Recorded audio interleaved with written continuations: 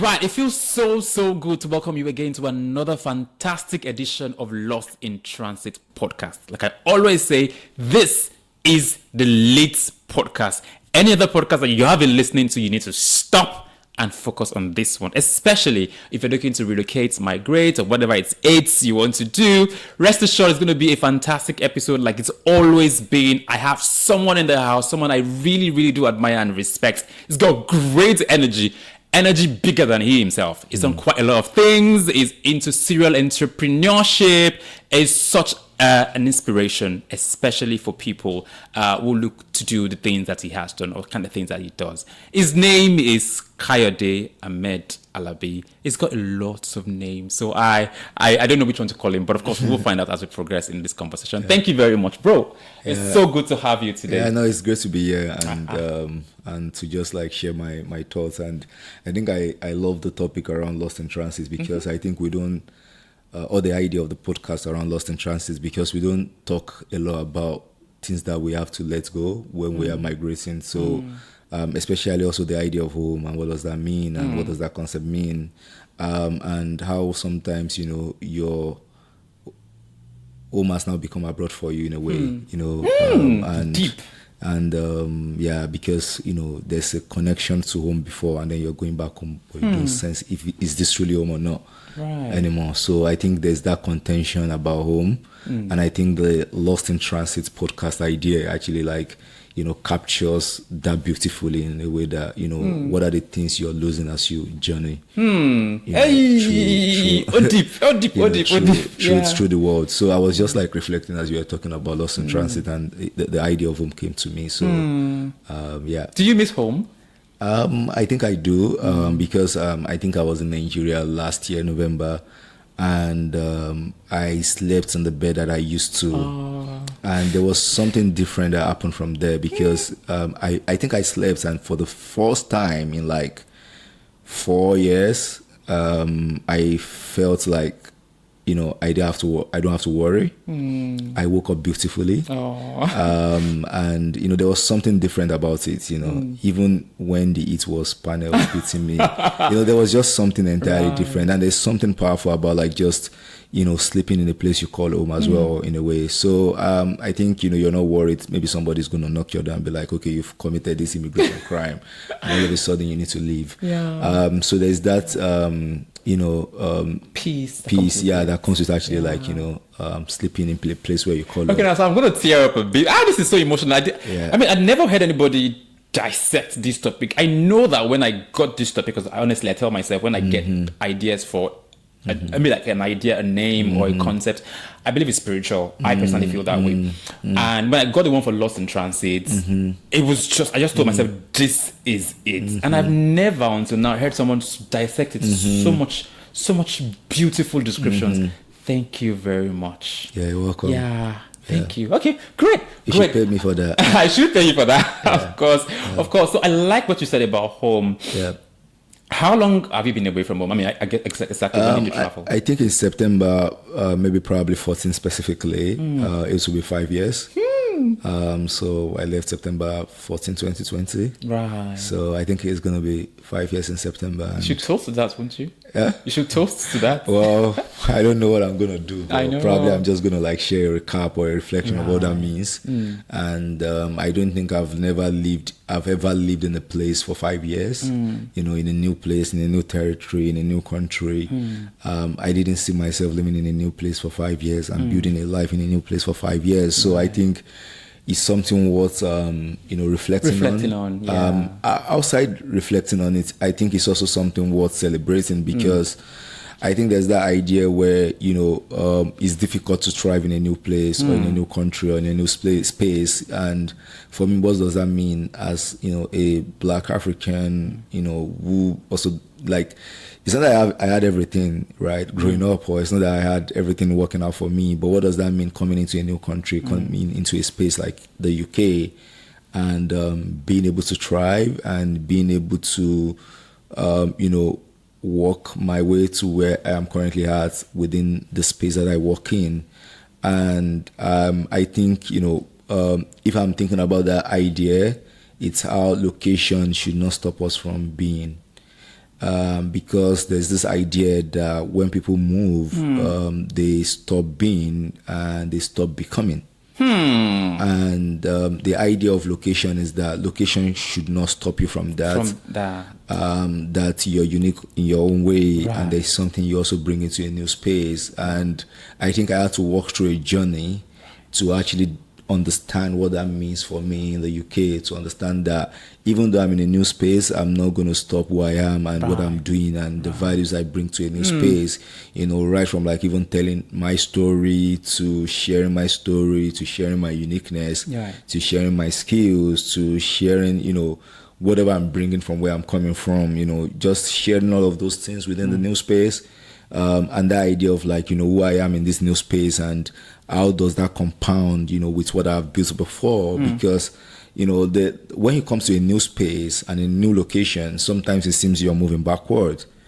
But when you look at it again in another sense, you're not actually like really moving backward, you're moving forward, but you can't see it immediately. So it might mean that, and it's the truth, sometimes to move forward, you have to move backward, sometimes to move forward, you have to like, take your steps back a bit, and then you then retrace your step back to where you belong.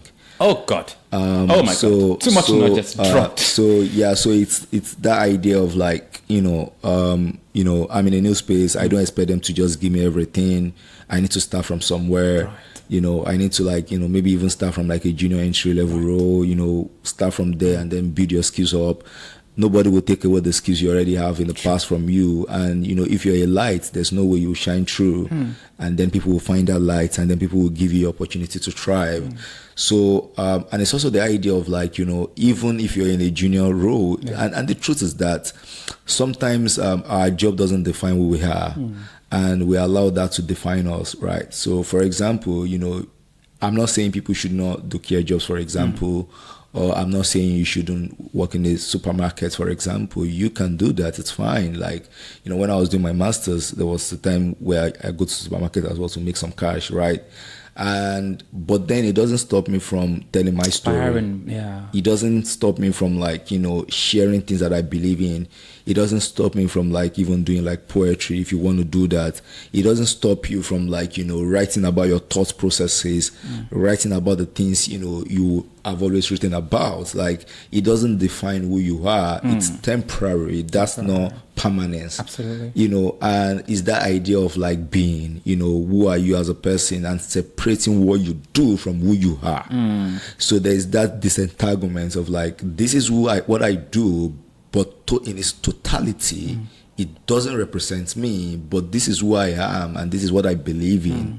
And before you know, right, opportunities start connecting and you start saying things, because by that virtue of being, then people will invite you into spaces to talk, people will invite you into spaces to share, you start meeting people and then you start connecting the opportunity that you deserve. So most of the time, people think that their job is all what they have, but in its whole entirety, it's not. Right. I feel like this episode is going to be like a therapy session, and I think we're on the path to that. But I also like the topic we started with, which was home. Right. And just before we move into the extremely serious space, I'm going to ask you a couple questions about home. Let's see how you still remember home. So. A couple questions, yes, of course. General questions about Nigeria, which is home.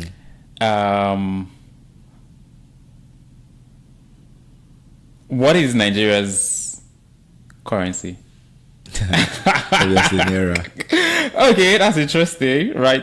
Who was Nigeria's first president? When we say ceremonial, Nnamdi Azikiwe, and when it's like the Prime Minister, Abubakar Tafawa Balewa. Okay. I still remember a bit of the current affairs, so I'm still trying. This is a lot of the current affairs. I'm still trying to connect the dots. Okay. Which Nigerian won the first ever Grammy Award for the country? Now it's very tricky. Oh, this is crazy. Now wait, so this person was born here but is Nigerian.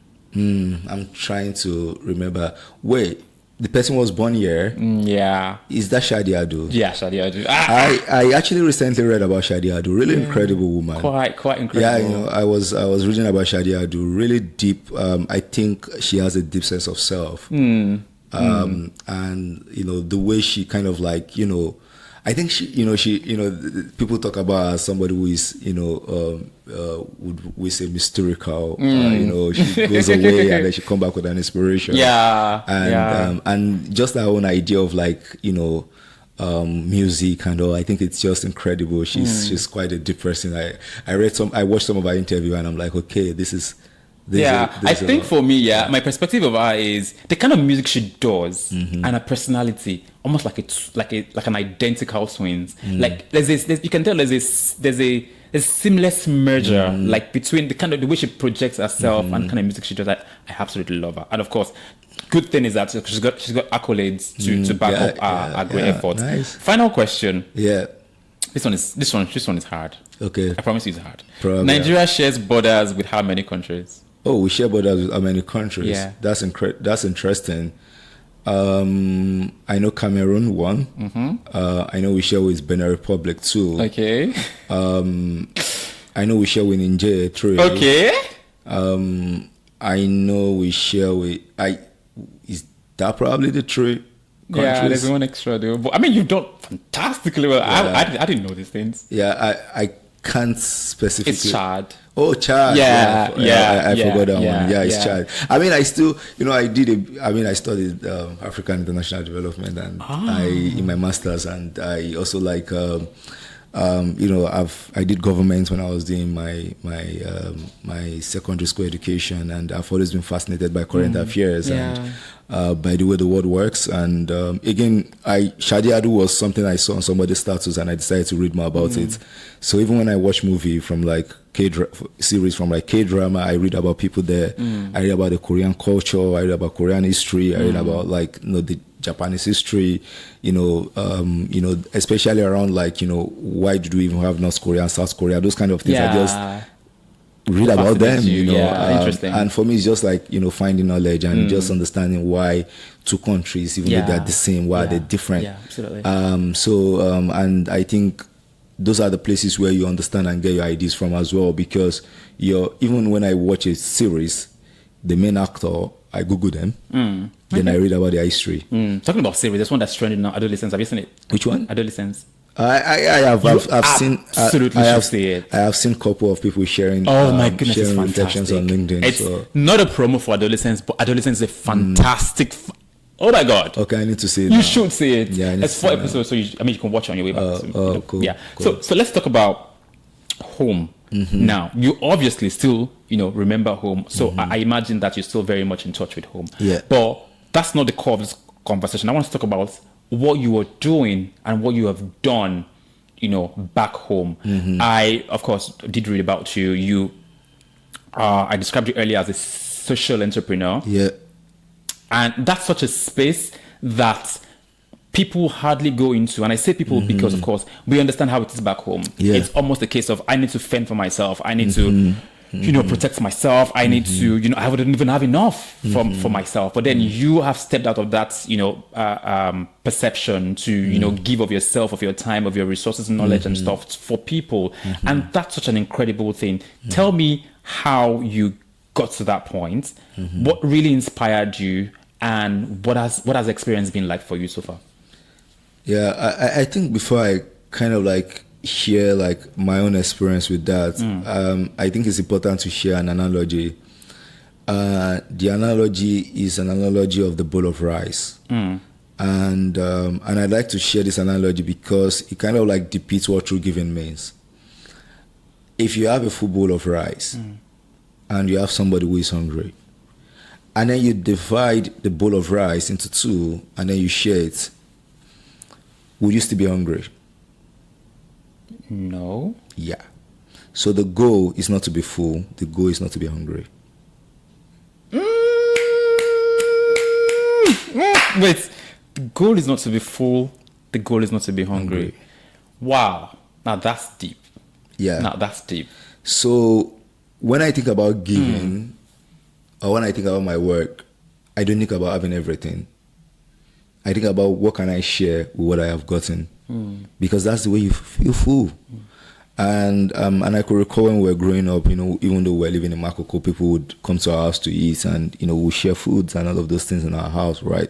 It's like a kind of like a communal eating, and everybody will share. And just by, looking at the, space where we all share, our goal was not to be full. It was not to be hungry. It must have been an experience growing up in Makoko. I've been there. Yeah. I've been there like you. I mean, I also did a bit of work in philanthropy, not philanthropy, but social entrepreneur, social, giving and stuff. And Makoko was one area that we went to. And December 2021 was when we went to do the outreach. And I got to that city. I wept. And, it just hit me that there's a different world out there. So tell me what the experience was like growing up there, how it shaped your worldview. It's where I'm actually like even coming at, and like the fact that you called Makoko a city. That's a beautiful description of Makoko, and hopefully it could be the city in the future. I was born and raised there, and I think when people look at Makoko, they see like, the old floating slum and dump sites and whatever they want to describe it as, and a place that needs to be saved. But there are gold mines in Makoko, and, there are starlights in Makoko, shining starlights. When we're growing up, there's an abeta at the back of our house. It's a dump site, and I and my brother would pick, pieces, bottles from cartons, want to make cars, want to build houses, and, we got in this creativity and creative idea, and I'm like, want to make things happen. It wasn't that there wasn't the opportunity to do that. And there are like kids like that there who have all of those things, want to create things. They just need a space to explore that potential and that capacity. And I think for me, it was also like, despite growing up there, my dad, sent me to like a Montessori school. So I went to a Montessori school, where I kind of like developed my literacy skills. And, so went to Montessori school, my secondary education, where I went to like a boarding house in Badagry, Lagos State Model College, Cancun. Another world of experience on its own. But again, one of the things, and when I was, I think 13 or 12, I can't remember specifically, my dad sent me to a computer school because we moved from Makoko to Bariga, which is another very, some people may want to call it a slum area as well. Where I lived was clearly a slum though. Right. In Bariga, I think, was doing my junior secondary school holiday. My dad decided to send me to a computer school. So I learned desktop publishing, to typing, to graphic design, to Adobe PageMaker, to Adobe Photoshop, PowerPoint, all of that. All of those things, PowerPoint, I did all of those things. Like I was even creating like a movie kind of thing, and I was introduced to the basics of HTML. Right. So I started did a bit of HTML coding. In fact, I coded on MS-DOS. Right. I don't know many people know MS-DOS now, but I actually coded on MS-DOS. Like I could code on MS-DOS. I could write code on MS-DOS back in the days. I can't code now, but I have an idea, right? But I did a bit of HTML. So you were exposed to. Your dad really did see the future because of course, because that changed so many things for me, and I did a bit of that, and I also did a bit of engineering. So I started learning about software engineering. How to install softwares on computers. Those days of Windows 98, days of Microsoft 2000, XP. I remember. I could, go on systems. I would install games and all of those things, and people, I would just give me food. As a young child, you were doing that. Yeah. So of course, I'd imagine that there must have been a shift in that mindset, because typical, if you grew up the way that you have explained right now, there's every tendency that you feel some sort of disadvantaged. You feel disadvantaged in it, and that really could shape someone's worldview and then how you approach life going forward. But what happened? So I'm still getting there. Quick. So again, the whole idea is that it made me see the world far away from where I'm from, and made me exposed to I was exposed to opportunities, And another part of that story was that I also lost my mom at 7 as well. You know, so not having that mother figure. And one of the things that I also used to say is, I think I've not had the chance to grieve yet. I think grieving is a privilege. Right. I think for me particularly, losing her, it was I had to work out through my grief. So there's no idea to like sit down and be like complain. I mean, there were moments where I'm like, oh, I wish my mom was here, and all of those things, but I just had to like go through the journey of like working crazily hard, and I was working out through my grief. So whenever even I had the chance to grieve, I'm like, you can't start grieving because you need to work hard. So grieving is a privilege, and I'm just again just to like give a shout out to everyone, or give a shout out to people who have lost one or two of their parents and who can't find the time to grieve. And I just want to give them a shout out, and and who have also been working hard through their grief. And I'm like, I hope someday they find a space to grieve at some point. So just wanted to like share that. And so when I look at all of those moments, and there was a time I was out of school for a whole year, for a whole academic term, and my brother was also out of school for academic year. And it was a struggle in between all of those moments, trying to get back into school. And but was able to like get money from like family, friends. My dad also like had to oxy and do some other like kind of like jobs to just ensure that we get back to school. And when I think of all of those moments, it's kind of like connect to the work that I do. World of Children who share similar circumstances as myself. I was able to have access to PC and the internet because my dad sent me to a computer school and see the world fire from my eyes. And also when I was 14, I attended a program for vulnerable children. It was organized by, I can't remember, maybe it's MTN Foundation and Upward Y Foundation. And that program introduced me to like self-esteem. And I could recall then that they said self-esteem is the way you see yourself and the way you see the world. And the way you handle yourself and the way you handle the world. And I was like, okay, I was 14 at the time. Like, I can start doing something about myself and my community. So, when, 15, I graduated from secondary school, still young. And I started teaching. So we moved again when I graduated from secondary school. Before I graduated, we moved from like Bariga to Ikorodu, Igbogbo. And that would have probably been the first time we would have been homeless, because we were like just away from our apartment in Bariga. There was no place to stay. We're trying to like figure out where to stay. There was no one to talk to or nowhere to go. And, it was one of our neighbors, who said, we have an uncompleted building that we are, still managing. We've not completed it, but if you guys want to move in with us, that will be fine. So we all moved in together.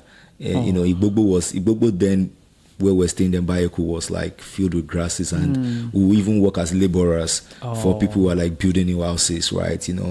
Because I learned how to cut grasses in Kanko anyways. Right. So you would work as a laborer, and I was also teaching. So I started teaching in a basic school there. I was teaching Nursery 1, basic literacy and numeracy skills, organizing remedial classes, and that was my journey into education, because then people actually like, there was a kid who could not read, and all of a sudden she's reading and she's spelling, and her parents was like, she has improved significantly.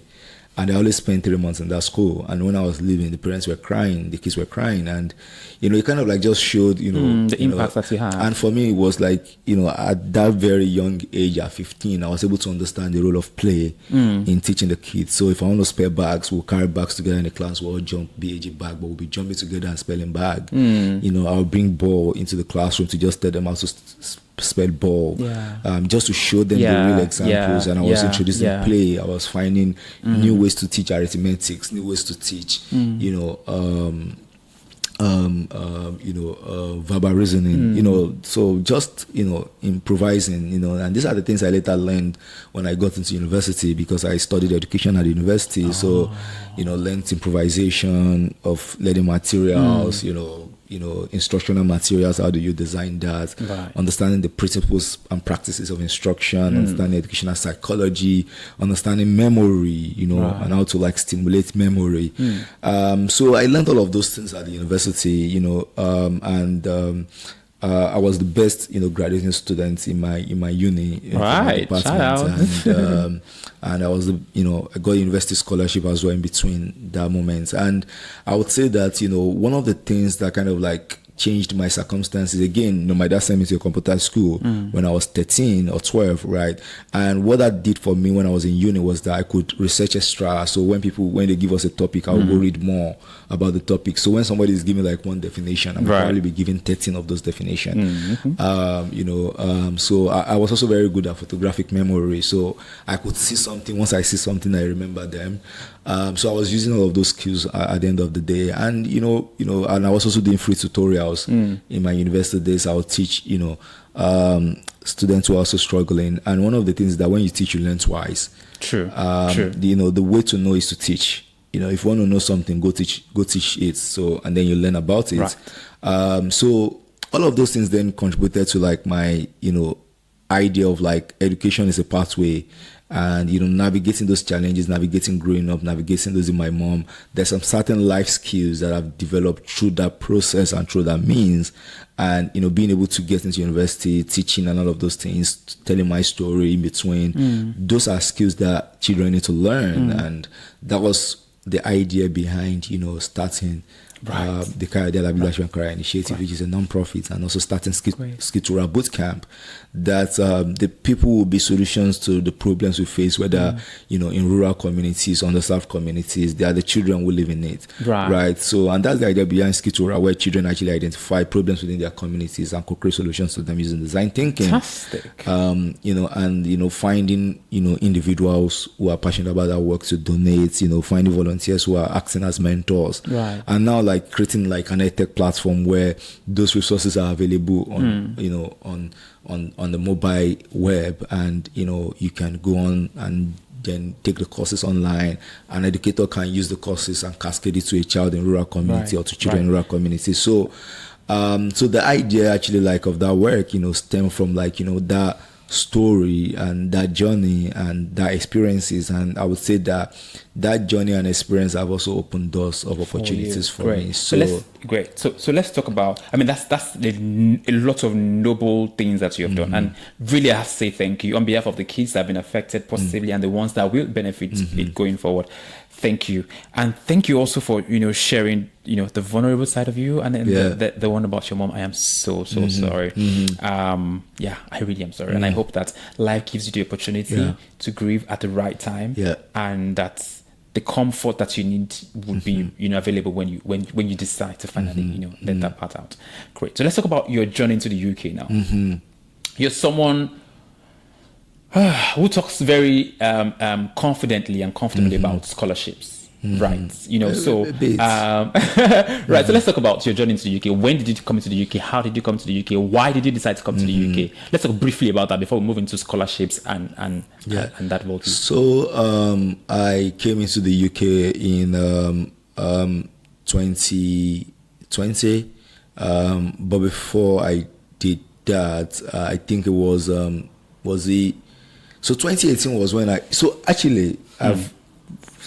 wanted to apply for scholarship in 2015 to start with. Okay. Yeah, when I completed my bachelor's degree, and I was researching of like different scholarship opportunities. Then I wanted to actually do something totally different that I'm doing now. So, which I think was a blessing in disguise as well. So I wanted to do something in exercise physiology or biomechanics. Because I studied human kinetics, so I was interested in those ideas of biomechanics, movements, and all of those things. And so I was like searching for scholarships in the US. I noticed that I needed to get the TOEFL. So before I started like researching TOEFL, researching IELTS, researching all of those things. I started practicing TOEFL to the extent I started scoring higher mark in the practice test. Right. I was joining a group. I joined a group called English as a Second Language group of like different people who also like trying to like pass TOEFL, or we just want to learn English and all of those things. And I met really great people there. And I could recall that the money that I was paid for scholarships then, the last money that I was paid for my university scholarship then, I used that money to get my passport. Oh. Because I know that I needed a passport and I didn't have one. So I tried to get one. Yeah. I also got like an Android phone because my phone was stolen. So I got like Infinix or 2. And those were the 2 tools. Wow. Those 2 tools were my tools. They were like my weapon kind of thing. Because I'm like, I literally had, it's not that I had a laptop or something, but those 2 tools, I knew I had them, right? So so I tried, applying and doing all of those applications. But at the end of the day, I could not submit because I needed to pay an application fee. I didn't have the money. So I was just like, okay, well, I'm going to just leave scholarship for now. I went for my NYSC and, went for the National Youth Service and I, during my service year, actually, I was doing projects. Like, I think I did 6 community development service projects during my National Youth Service. I constructed a volleyball court. Constructing that volleyball court, I packed 1.5 tip of sand. Wow. Are you serious? And I was the laborer to construct that court. And you already learned or been exposed to laboring when you were... Yeah. So, and also like, during those moments as well, like, I was raising funds and raising money, within the community. There's no meetings of the king that I did not attend in the village that I was serving. I was serving community. I was attending. I was even learning their local language, just like understand, what happens around there. And I raised money, so constructed like a volleyball court, provided hand washers for schools, which people said they were using it during COVID. I was like, I didn't know that would be needed. Yeah, needed at that provided time. like a kind of like hand washing tab, work with a plumber to actually design that. Probably maybe they are still using it up to today.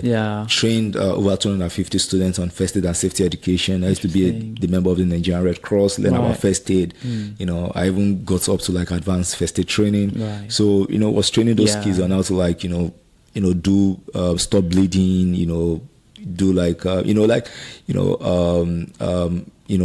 they can like stop bleeding and all of those things. Taught them all of those things, CPR and all of those things. I taught them all of those things. And I also like did an risk assessment for over 100 villagers. I knew about BMI. I knew like waist to hip ratio to understand AIDS and disease risk. So I was doing all of those testing. I even bought like a weighing machine and a weighing machine to like test people. And I was, because I knew how to do those things, so I did them. So again, this is what I'm saying about like a bowl of rice, right? It's the idea that, if you have knowledge that is food, share them. True. And I also like introduced the Bay Drama and Press Club in the school where I was teaching. And I did a career guidance program for some of the students in that school as well. And again, those are the things that led even to like me starting up my NGO, because I did a career guidance program. I asked students to like come up with like different careers, and people were like actually like creating like caps from waste. They were creating beads from straws.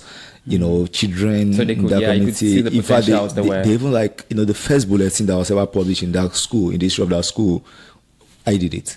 So they probably like the first bulletin, they were writing their own stories, and those are like children that people think that they can't do things, and I was also teaching, like I enjoyed teaching. I was teaching basic science and physical and education. So like all of those experiences actually, compounded, and NYSC was for me a blessing because it was an opportunity for me to do all of those work. And I got the NYSC State Award, in my state, and, went ahead and started, the nonprofit and all. So it was 2018, done some couple of fellowships already.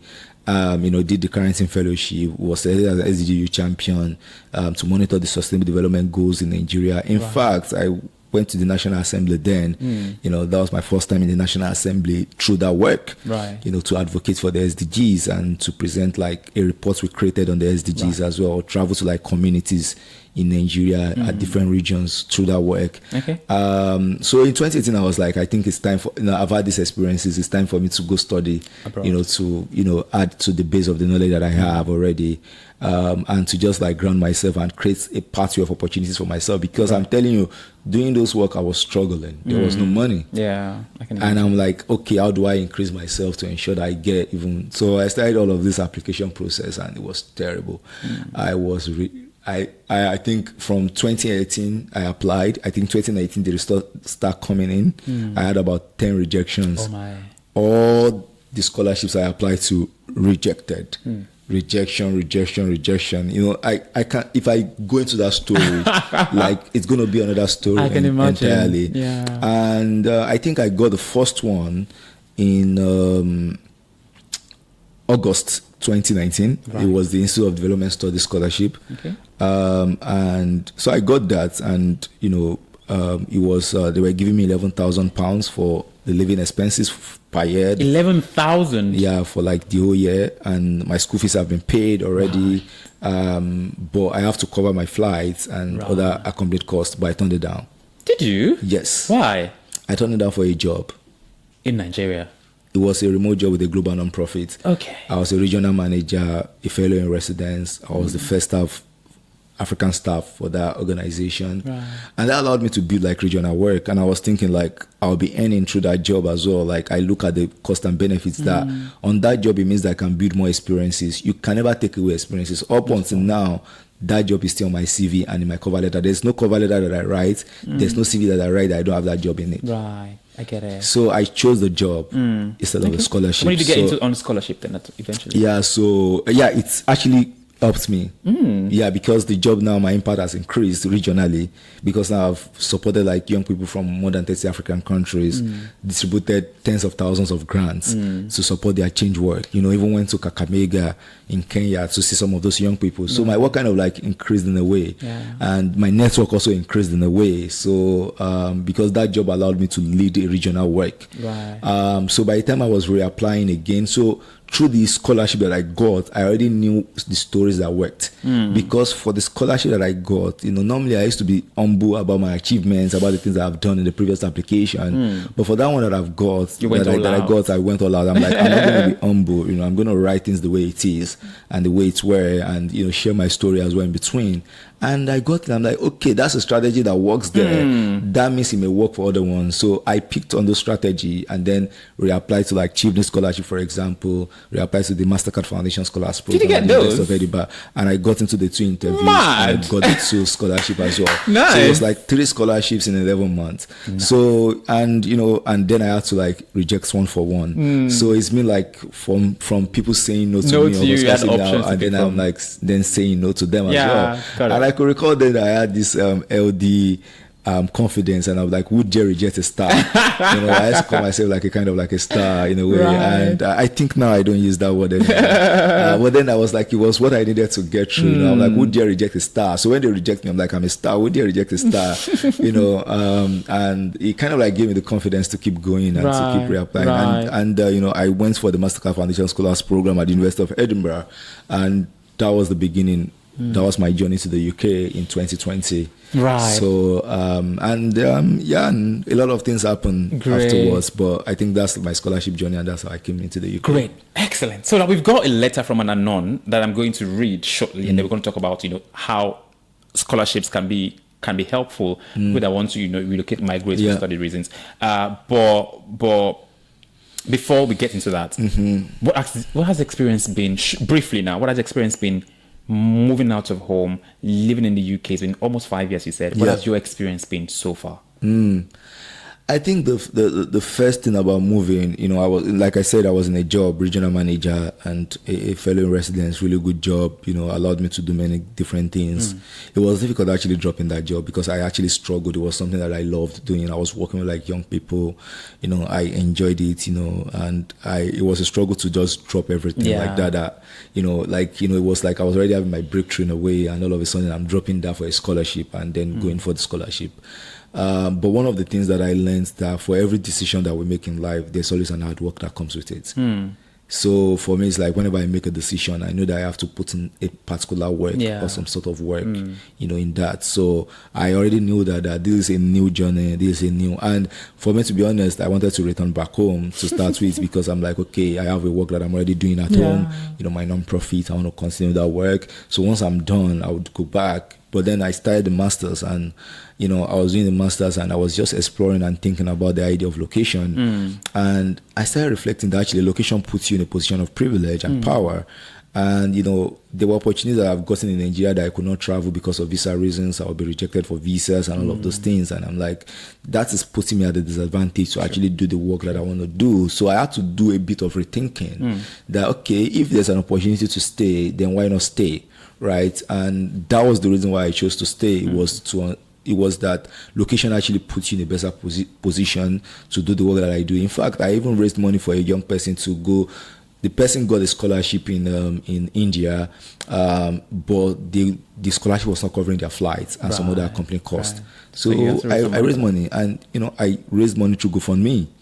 I think I raised £1,500 in 72 hours. Right. And I was able to do that. We obviously shared it as well. So we're able to do that because I'm here in the UK. Yeah, and you had access. I was able to go for me. I was able to have the card. I was able to transfer the money and all of those things. Those are the things we're talking about. When we talk about financial inclusion, we also need to look at what are the gaps of doing kind of raising money in Nigeria, all of those things. So I was able to raise that money because of my location. So for me, it's location. If it puts me in a position of privilege and power, how do I actually replace my privilege with virtue? So it was me actually replacing my privilege with virtues. It's okay, what are the things that I can do in a new space or in a new country to ensure that I can make somebody access an opportunity? The whole idea about privilege and power is not to step and start marching on people, is to use it to advance a good cause and a good cause. So if by being here allows me to do my work, allows me to advance a good cause, allow me to support other people, then there's nothing wrong for me staying. So I have to do a lot of rethinking, right? I have to do a lot of retooling, and I have to go back to my why, right? Why am I staying?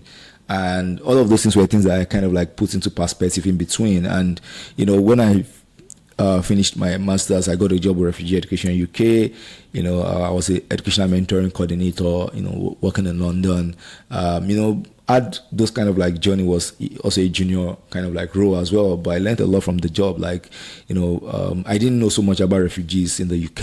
I learned a lot about refugee education sector in the UK. I started learning about the education sector in the UK. I had to learn from the scratch. I have to start, I ask a lot of questions at work.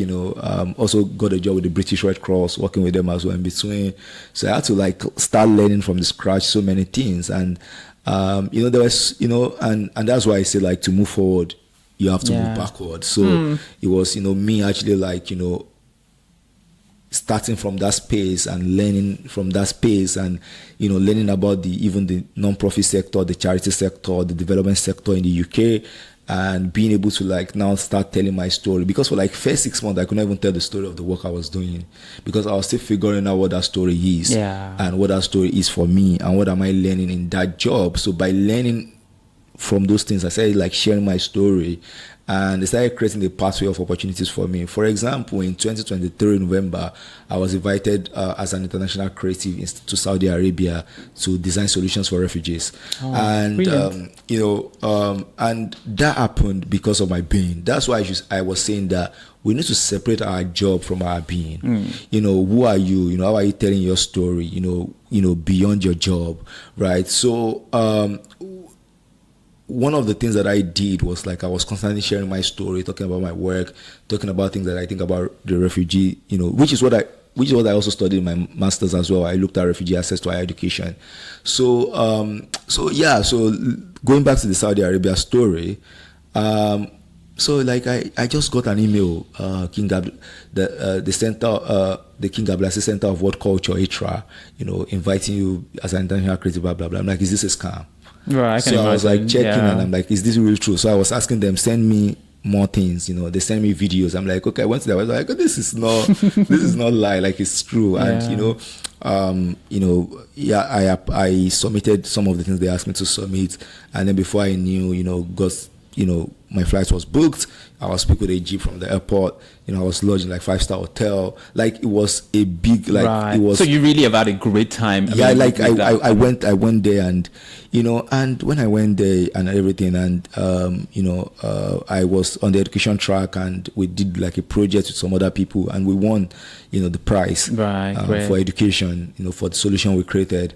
And I remember asking one of the organizers, like, how did you find me? Where did you find me?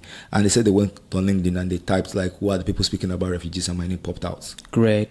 And that's the way they find me. And that's why I say that by the virtue of your being, sometimes you get some certain opportunities by just your own virtue of being. Yeah. And again, that's why I say location should not constrict you from the work you're doing and from telling your story. Okay. So that location should even amplify the way you tell the story. And by just sharing my story in a new space, like I was getting invites in the UK, I was even recognized by the Faith and Belief Forum Award in London. I started getting things and recognition and getting into spaces, and and it's by figuring that out brick by brick, and also like telling the stories as well. Okay, great. You really have had a great time in the UK. Not in its entirety. Well, I mean, going by what things that you've achieved so far and what you've done, the exploits you've made so far, that's absolutely brilliant. And I have to emphasize that because quite a number of people think that it's always too hard, and that relocation rather puts you at a disadvantage as against the many benefits that you can get from it. So your story is quite a different one, and it points light to the fact that yes, you may have relocated, but it doesn't stop so many things. It doesn't stop your aspirations. I would probably tell the story of the other side, maybe later, but probably not for like this conversation. But great. There's also like the other side as well, the nuances of the story as well, like the difficulties in between. Absolutely. Which if we start kind of like unpacking that, we might not be able to end the conversation. Oh yeah, we definitely will bring you again. Maybe we can discuss that. Yeah, so we would probably find a time to actually talk. So we've got a letter here from a listener, and I think it's pretty much about things you mentioned earlier, scholarship. So it reads, Dear Lost in Transit TV, I hope this letter finds you well. I'm writing to you from, interesting, Nairobi in Kenya. Oh, interesting. Yeah, quite interesting. I've been following your conversation on migration, and I must say they have been eye-opening and inspiring. Like many young Africans, I dream of moving abroad for better opportunities. My plan has been to go the scholarship route, as I simply cannot afford the financial demands of self-sponsorship. I have spent months applying to different scholarships, writing essays, gathering recommendations, and attending countless webinars, but rejection after rejection after rejection has left me feeling discouraged. I'm beginning to wonder, is this even a viable route anymore? It seems like competition is tougher than ever, and I'm not sure if I'm doing something wrong or if the odds are just stacked against people like me. Now, this person's, I think there's a bit of self-defeat here. I would love to hear from your team or from your guest, who successfully migrated through scholarship. That's you. How did they navigate the application process? What worked for them? And for someone like me who keeps getting rejected, what can I do differently? Should I keep trying, or is it time to explore other options? It's a number of games. It's a number of games. Yeah, keep applying. Keep applying, but also like in between those applications, find a time and space for reflection. What are the things you're writing in your essays? How are you telling your story? How are you communicating your work? How are you communicating your impact, for example? I think there's a need for us to always step back to be like, what are the things I'm putting there? What am I submitting? How am I submitting it? And some of the things you might not get in the webinars you attend. Obviously, you can have ideas, but I think it's still personal. When I got the rejections, I'm like, something is wrong. Yeah. Right? Something is wrong. How am I telling my story? So I had to rethink how I'm kind of like telling my story and sharing and talking about my work. So maybe there's a need for rethinking. Number one, I think it's something maybe the person should do. Number two is to keep doing the work. What's your why and what's your purpose? I think, if people want to like just leave the country, I think it's not a great purpose for scholarships. I think there's a reason why somebody want to invest money on into you. your, Like there's a particular work you must be doing, and how that scholarship actually amplifies that work. And for me, that's like my core why. Is like, if I've been given this opportunity and privilege, how do I make sure that I advance the good of others and the good of my community, right? And I think, it's also understanding what's that why and what's that purpose. And rejection should not stop you from pursuing your why. I think most of the time when people get rejected, they forget like their why, and your why should supersede your rejection. Your rejections. Because you were not rejected. Your why was not rejected. What was rejected was an application. Right. What was rejected was, a piece of paper, as Seth Godin said, they don't know you. So that gives you then an avenue to keep doing your work, pursuing your why, improving. You should not be the same person last year, this year, right? You should be different person. You should have improved. Like by the time I was reapplying again, like I already had, the job I had, with Peace First, as a regional manager, my experience has grown. I've gotten invitation to speak at top panels. I even went to the African HSG Summit and delivered a speech there in 2018. And, there were like so many other things that I've done. And I was writing articles on LinkedIn. Like LinkedIn gives you an opportunity to even write about yourself and your article. Like there's a part where, you can write an article on Medium about your, it's like it demonstrates thought leadership, right? Yeah. So if you want to apply for an opportunity, are you even writing about those things as well? All of those things compound to determine the opportunities that you get, and how you kind of like then communicate the stories in terms of numbers, the number of reach of that thing you've written, how many people have read it, how many impressions has it generated, and how you're communicating that in terms of numbers as kind of like impact of the work and reach of the work as well. So also making sure that, how are you also advancing your why as well in between. And also another thing is that don't be a lazy applicant. I think, to be honest, like... Okay, now I think you need to say that one to the camera. Don't be a lazy, I like that. Don't be a lazy applicant. I think there are many lazy applicants, right? People are applying and they're not writing really good essays, and now people are even like sounding alike with GPT, so it's crazy. Right. So it's very important for people to not be a lazy applicant, to research the program they're applying to research the scholarship, to research the faculty of the course they want to do, to research the alignments in the interest of their research with that as well, and see how they can blend that into their essays, right? Because you're not just writing an essay, you're also connecting to the alignment, because every scholarship has an alignment. True. So you want to see, do you align with the alignment as well, right? And how are you communicating that in your essays? So those are the things that, people are not researching, right? You're not researching, you're not reading. When I was applying to scholarships, there would be days in the bus I would be reading and researching about the program. In the Lagos traffic, I'll be reading and researching and doing all of those things. And before I sleep, I'll just read things, random things. And those things helped me with my essays when I was writing them.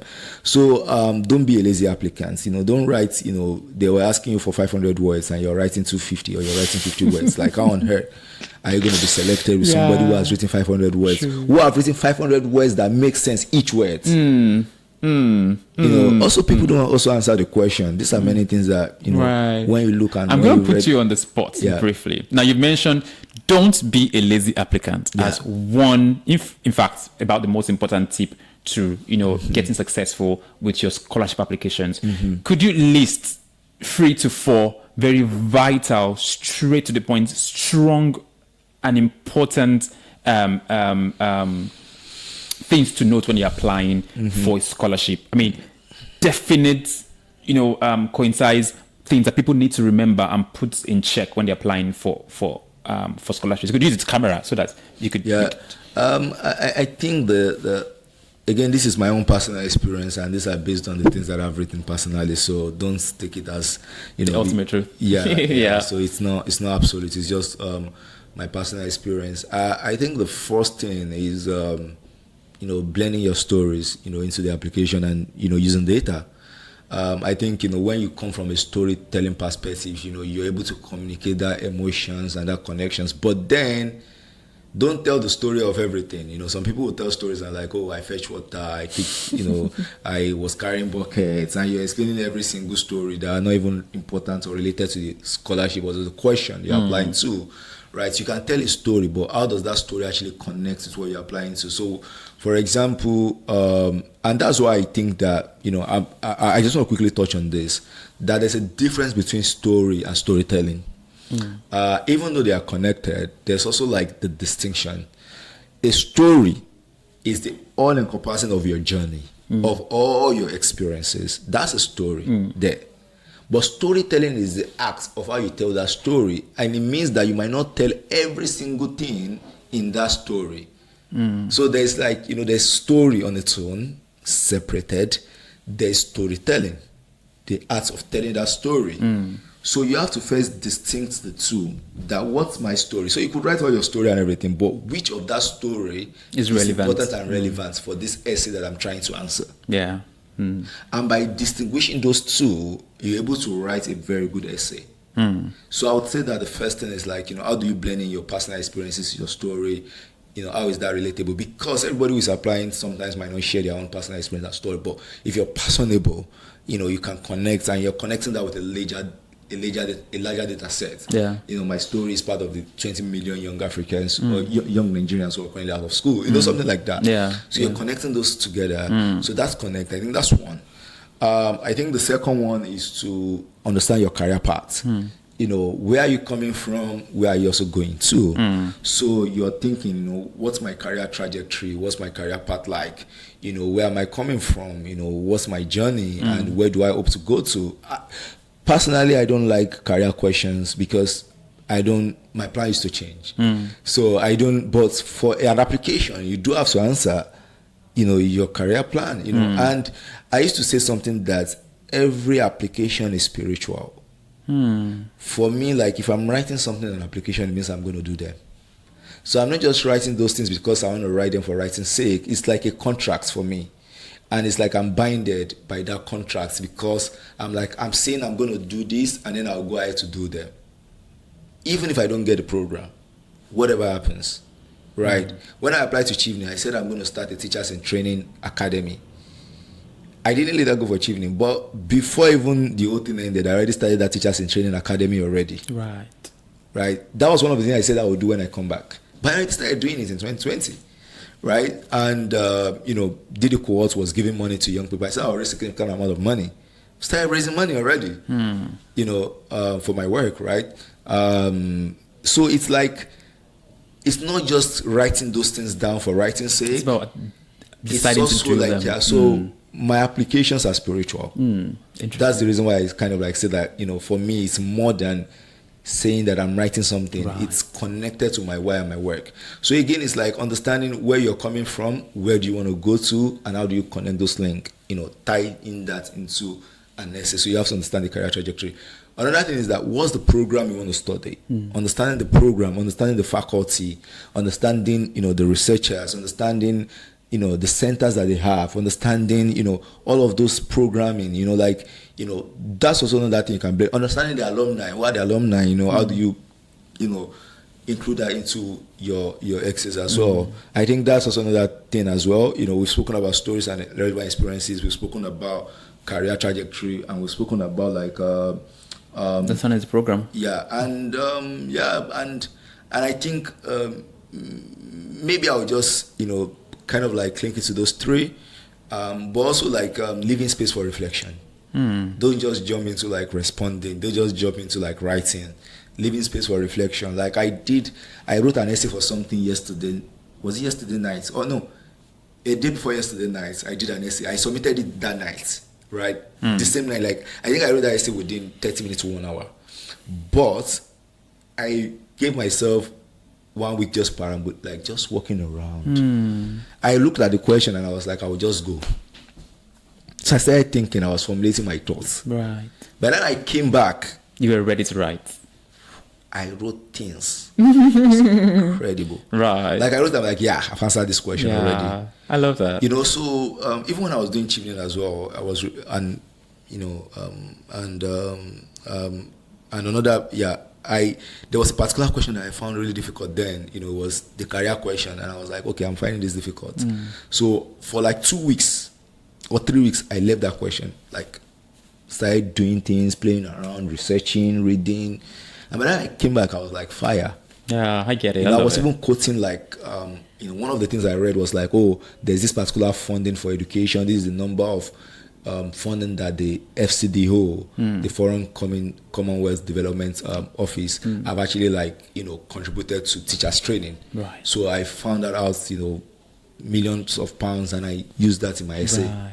So it's like, these are like, different kind of like experiences as well, right? So leaving space for reflection. And not just jumping into answering question and submitting rubbish. Right. Okay. So quickly, as we always do, the topic, of course, today has been about scholarship. So here I do have here a list of scholarships that Africans can leverage if you're looking to relocate and migrate and, of course, empower yourself and be a better person. So you can contribute back, whichever way that you want to. I'm going to run up through a list of them. Number one is, maybe you could just give context if you have, or have a thing or two to say about him. Number one is in no particular order, actually, just I can put that caveat there. The MasterCard Foundation Scholars Program. Yeah. Right, this one this is the place where I work in. Right in your alley. As the transitions coordinator, and this is a place also where I'm an alumni as well as a scholar alumni. So I'd say that it's a scholarship that offers a lot of benefits. Like if you come to Edinburgh, for example, you're gonna be working with me nice. Because I'm like the transitions coordinator. So I support transitions. So you heard if you get the MasterCard fund, you're gonna be working with him. Yeah, the Edinburgh one. So we'll be glad to welcome you. And if a scholars program is supporting you with transition, it shows how encompassing it is. Aside from the funding to do your master's program, whether online or on campus. And some other support benefits, around climate leadership, because we're supporting climate leaders around climate leadership, around pastoral care and support and all of those things in between. So I would say that it's the only scholarship that I know that is all encompassing and provided that support with care. Excellent. Again, I could speak for Edinburgh. Different programs run in different areas as well, but I think it's the good thing about it is that it's guided by the values of the MasterCard Foundation and Scholars Program. Great. So it's also understanding, looking at the program and understanding what are the values that a particular program actually offers. There's another one here. You also mentioned this one earlier, the Chevening Scholarship. Yeah, I think it's also a great scholarship. I mean, I got it, and it was difficult to actually, decide and choose between the two, because I think Chevening offers, one of the greatest network you can ever have. I think it's been existing since 1983. Yeah, and I think it's a bit of flex, really. But when people get this, you see them all over Instagram. Something Chevening. Yeah, I'm happy to announce. Right, I've been chosen. Yeah, I see that. So it's also an incredible one, and I've had friends who have gotten it and who are also doing incredible things, and I think it's also a good one. There's another one here, the DAAD scholarship program. Yeah, the DAD. The DAD program. It's also, I also have friends who have gotten that as well. So I think it's cool. And excellent. Having 2 years in Europe as well, on your bet, it's a good one. Yeah, absolutely. Then there's the Fulbright foreign student program as well. This one is in the United States. Anyway. I actually also had a friend who had gotten that. She's from Lebanon, so we were both regional managers at Peace First. So she was a regional manager for the Middle East and North Africa. And I think did we go the same year? I think we left the same year. Oh, yeah, we left the same year. We all got scholarship the same year, and then we left the same year. Oh, so, brilliant. She's an amazing person.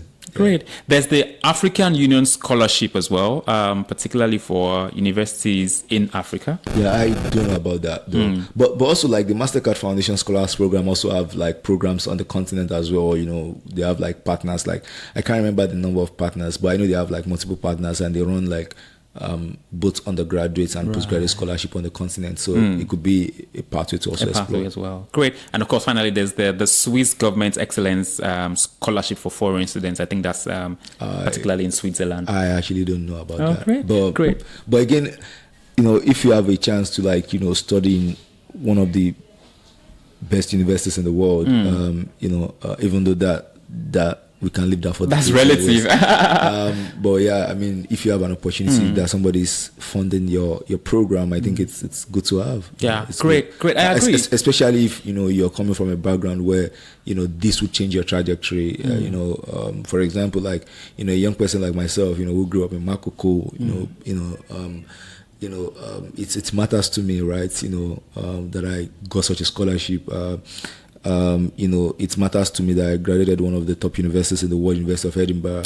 It shows that any young person or any child can dream, and it's a testament to that work, to that world that you can grow from in Makoko and still thrive.